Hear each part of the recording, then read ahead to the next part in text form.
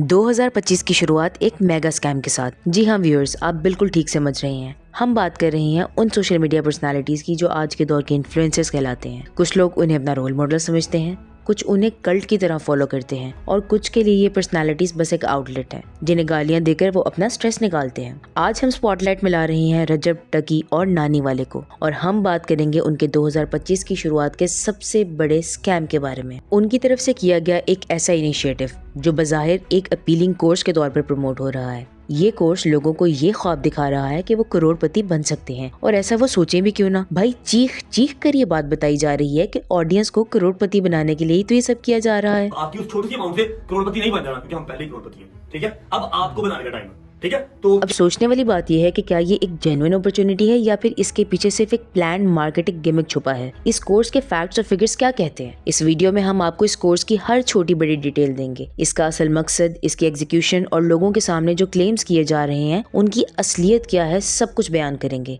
हम इस बात का एनालिसिस करेंगे कि ये सोशल मीडिया पर्सनैलिटीज अपने फॉलोअर्स के साथ सच बोल रहे हैं या सिर्फ अपनी पॉकेट्स भर रहे हैं।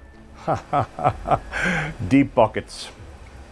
सो गाइस, स्टे फोकस्ड, क्योंकि ये एक आई ओपनर वीडियो होने वाली है जो आपको स्कैम्स के इस नए ट्रेंड के पीछे का सच समझने में मदद करेगी। ये फैमिली मेंबर कहाँ है, तो फैमिली मेंबर बन के दिखाएंगे। बैठते हैं। भाई कहने को तो रजब साहब अपने फॉलोअर्स को फैमिली मेंबर्स बुलाते हैं और डकी साहब अपनी ऑडियंस को आर्मी का दर्जा देते हैं, और रही बात नदीम नानी वाले की, उसको तो रहने ही था। लेकिन असल बात यह है कि जो फैमिली और आर्मी के बारे में इनका नैरेटिव है वो बस लफ्जों का एक खेल लगता है। क्योंकि माफ कीजिएगा, हमने तो आज तक कभी नहीं सुना कि कोई अपनी फैमिली से ही पैसे चार्ज करे, वो भी उस फैमिली से जिसने उन्हें करोड़पति बनाया। रजब साहब का कहना है हम पहले से ही करोड़पति हैं, मगर सवाल ये है कि पहले से, कब से? भाई जो कुछ है वो सिर्फ और सिर्फ आपकी यूट्यूब फैमिली का दिया हुआ है। जब तक आपके व्लॉग्स और कंटेंट दुनिया के सामने नहीं आए थे तब तक आपकी एग्जिस्टेंस का किसी को पता भी नहीं था। And by content I mean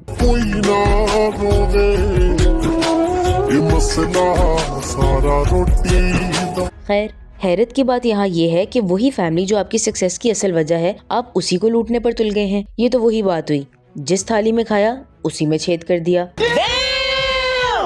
ऐसे लगता है जैसे फैमिली और आर्मी का लफ्ज़ सिर्फ एक मार्केटिंग टूल है, एक इमोशनल ट्रैप है जिसमें इनका असली मकसद सिर्फ अपने बैंक बैलेंस को बढ़ाना है। अब हम इनकी प्रोजेक्ट लॉन्च वीडियो का पोस्टमार्टम करेंगे और इसे 2 हिस्सों में डाइसेक्ट करेंगे। Number 1, emotional card. रजब साहब कहते हैं भाईजान जिन्होंने हमें स्टैंड किया। डकी साहब का डायलॉग है जिन्होंने हमें टाइम दिया, सपोर्ट दी, अब वक्त है कि हम उनके लिए कुछ करें। अगर इनके फॉलोअर्स का एनालिसिस किया जाए तो ये बात समझ आती है कि इन्हें देखने वालों में अक्सर बच्चे और यंगस्टर शामिल हैं। ये वही एज ग्रुप है जो आसानी से इनके इमोशनल कार्ड्स का शिकार बन जाता है, क्योंकि उनकी सोच और जज्बात को मैनिपुलेट करना ज्यादा मुश्किल नहीं होता। इनका मकसद सिंपल है, ऑडियंस को इमोशनली मैनिपुलेट करना, और जब ये फॉर्मूला काम कर जाता है तो ऐसे लोग आसानी से अपनी ऑडियंस को चूना लगा लेते हैं, उन्हें अपने लॉयल सपोर्टर से पेइंग कस्टमर्स बना देते हैं। Number 2, grid card. रजब साहब का बोल्ड क्लेम सुने। मौसूफ कहते हैं कि पाकिस्तान के टॉप व्लॉगर्स के पास ऐसी क्या खास बात है, क्या ऐसी नॉलेज है जो उनके पास है लेकिन आप लोगों के पास नहीं है, और फिर अपने प्रोजेक्ट का रेफरेंस देते हैं जिसमें ऑडियंस को ये मंजन बेचा जा रहा है कि बस अगर आप इस प्रोजेक्ट का हिस्सा बन गए तो आप भी टॉप व्लॉगर्स की लीग में शामिल हो सकते हैं। साफ पता चल रहा है कि यहाँ लालच कार्ड का बखूबी से इस्तेमाल किया जा रहा है। एक ट्रैप बनाया जा रहा है जो ऑडियंस को अपने झांसे में ले आता है। और फिर आता है रजब भाई का क्लासिक मूव,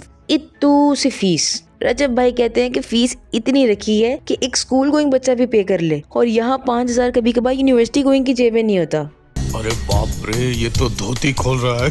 लेकिन अगर इस इत्तू सी फीस का हिसाब लगाया जाए तो जो टोटल बनता है वो मिलियंस तक चला जाता है। सिर्फ 1 लाख ऑडियंस भी अगर इस प्रोजेक्ट के लिए साइन अप करे तो सोचिए इनका बैंक बैलेंस कहाँ पहुँचता है। अब बात करते हैं उन लोगों की जो जज्बात के ऐसे लेवल पे होते हैं कि इन इन्फ्लुएंसर्स की हर बात को ना सिर्फ बिना सोचे समझे सच मान लेते हैं, बल्कि उनके हर एक्शन को डिफेंड करना अपना फर्ज समझते हैं। ऐसे लोग इनकी लॉयल आर्मी का हिस्सा होते हैं जो इनके लिए हर हाल में जस्टिफिकेशन ढूंढ ही लेते हैं। अब उन्हीं लोगों के समझने के लिए हम अपनी स्क्रीन पे दिखाएंगे तलहा रिव्यूज की वीडियो का एक शॉकिंग पार्ट। इसमें वो एक ऑडियो मैसेज प्ले करते हैं जो इसी प्रोजेक्ट से रिलेटेड है। इस मैसेज में आप सुनेंगे कि कैसे डकी और नदीम नानीवाला अपने परसेंटेजेस डिसाइड कर रहे हैं, एक बिजनेस डील की तरह। उसके पास अच्छी ऑडियंस है, वो कह रहा था उसके पास अच्छी ऑडियंस है, और उससे मीटिंग कर लेते हैं, ये 3 हो जाए 33% ईच डन, बड़ा अच्छा निकलेगा। और उसमें आग लगेगी।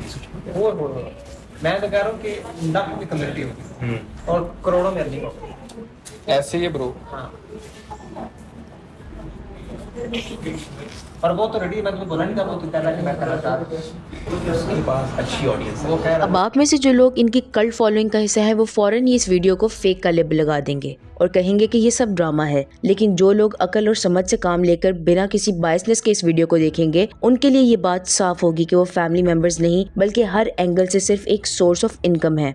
समझने वाले समझ जाएंगे, बाकी तो बस उनके नैरेटिव को डिफेंड करते रहेंगे। चलिए जी, अब बात करते हैं इनके मशहूर कोर्स की जो इतनी हाइप में है और देखते हैं कि आखिर कौन सी टेक्निकलिटीज ये अपने कोर्स में सिखा रही हैं जिनकी वजह से लोग करोड़पति बनने का ख्वाब देख रहे हैं। सबसे पहले बात करेंगे ई कॉमर्स की। अगर आप प्रोजेक्ट लॉन्च की वीडियो देखें तो डकी साहब ई कॉमर्स की दुनिया के बादशाह बने हुए उसके हवाले से डिस्क्रिप्शन दे रहे हैं और इस तरह से पोर्ट्रे कर रहे हैं कि अगर आप उनका कोर्स ले लें तो ई कॉमर्स में एक्सेल कर सकते हैं। लेकिन जरा होल्ड करें, पहले क्लैरिटी के लिए एक बात समझ लें, इनमें से किसी का भी ई कॉमर्स का सॉलिड या कामयाब बैकग्राउंड नहीं है, फिर भी ये उसी का कोर्स बेच रहे हैं।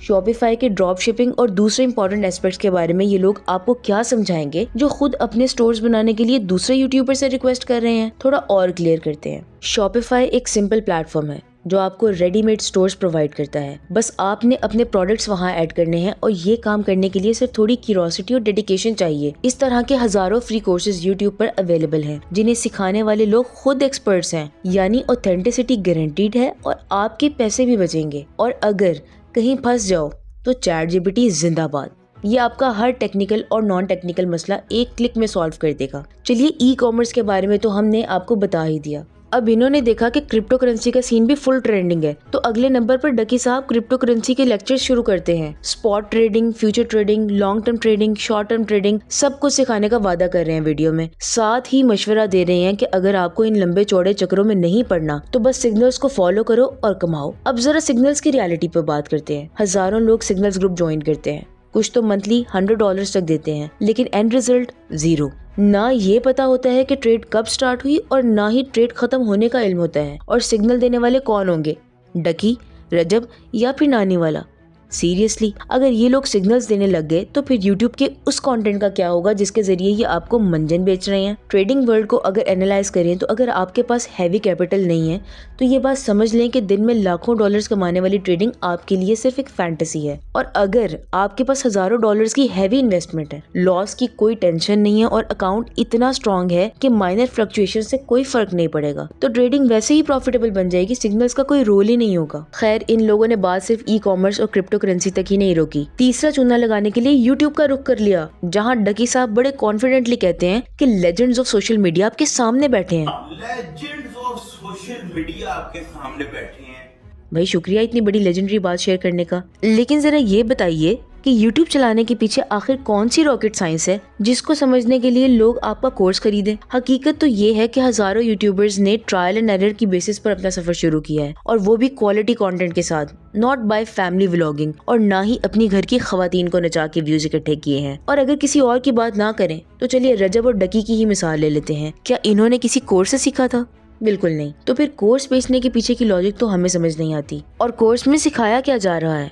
डेली व्लॉगिंग करो, डेली वीडियोस अपलोड करो, मतलब YouTube की बेसिक से भी बेसिक बातें। यकीन माने इससे बेहतर फ्री ट्यूटोरियल्स YouTube पर भरे पड़े हैं, जहां आपको ना सिर्फ YouTube मैनेज करना सिखाया जाता है बल्कि टेक्निकलिटीज की भी नो हाउ मिलती है। हमारा अब तक का एनालिसिस ये कहता है कि YouTube पर फेमस होने के दो ही असली तरीके हैं। पहला, एल्गोरिदम को समझना और उसका सही इस्तेमाल करना, और दूसरा, ट्रेंडिंग या हॉट टॉपिक्स पर बात करना। इसके अलावा YouTube के बारे में कुछ रेवोल्यूशनरी सीखने को नहीं है। 1.5 साल के अंदर मैंने देख लिया भाई एल्गोरिथम क्या है। तो अपने पैसे और वक्त को हाइप के पीछे वेस्ट ना करें, समझदार बने और असली कंटेंट पे फोकस करें। अगर इस मामले को गौर से देखा जाए तो इस पूरे स्कैम के पीछे का असली मास्टरमाइंड नदीम नानी वाला है। सोचिए जरा, रजब अपनी व्लॉगिंग और साइड बिजनेसेस के जरिए ऑलरेडी अच्छा खासा कमा रहा था, और डकी भी अपने मुख्तलिफ प्रोजेक्ट से सॉलिड अर्निंग्स कर रहा था। लेकिन नदीम का सीन थोड़ा अलग था। मिलियंस में फॉलोअर्स होने के बावजूद उसकी रीच खत्म हो चुकी थी। यहीं से उसने एक चाल चली। अपनी गिरती हुई पॉपुलैरिटी को संभालने के लिए उसने एक धमाकेदार प्लान बनाया और डकी को इन्वॉल्व किया। फिर म्यूचुअल अंडरस्टैंडिंग के तहत रजब को भी इस गेम का हिस्सा बनाने की कोशिश की। इस बात का सबूत वो ऑडियो लीक है जिसमें डकी खुद कह रहा था रजब को भी साथ मिलाओ, और यहाँ से शुरू हुई इन तीनों की मिलजुल कर अवाम को लूटने की गेम। इनका प्लान बड़ा सिंपल था, एक तरफ ट्रस्ट बिल्ड करो, दूसरी तरफ लोगों के जज्बात का फायदा उठाओ और आखिर में सारा पैसा अपनी जेब के अंदर। पाकिस्तान में रहने वाले लोग ये बात अच्छी तरह समझ लें कि YouTube से कोई भारी अमाउंट नहीं मिलती और ना ही यहाँ करोड़ों में कमाना आम बात है। जो यूट्यूबर्स अपनी ग्लैमरस लाइफस्टाइल्स आपके सामने पेश करते हैं, उन्हें देखकर फैंटेसाइज करने से पहले ये समझना जरूरी है कि उनकी इनकम का असली सोर्स सिर्फ YouTube नहीं होता। इन लोगों के पास साइड बिजनेसेस, इन्वेस्टमेंट्स और स्पॉन्सर्स का सहारा होता है जो उनकी फाइनेंशियल स्टेबिलिटी की असल वजह है। YouTube पाकिस्तान में एक अच्छा प्लेटफॉर्म है, लेकिन सिर्फ इस पर भरोसा करके करोड़पति बनने का ख्वाब देखना गलत है। रियलिस्टिकली स्पीकिंग, यहाँ से इतनी ज्यादा अर्निंग होती ही नहीं है। इसीलिए इनकी बातें सुनकर अपने रिसोर्सेज और वक्त को जाया ना करें। अगर आपको हमारी वीडियो पसंद आई हो तो इसे लाइक करना मत भूलें और अपने दोस्तों के साथ इसे शेयर करें ताकि ज्यादा से ज्यादा लोग इस स्कैम से बच सकें। मिलते हैं आपसे नेक्स्ट वीडियो में। अल्लाह हाफिज।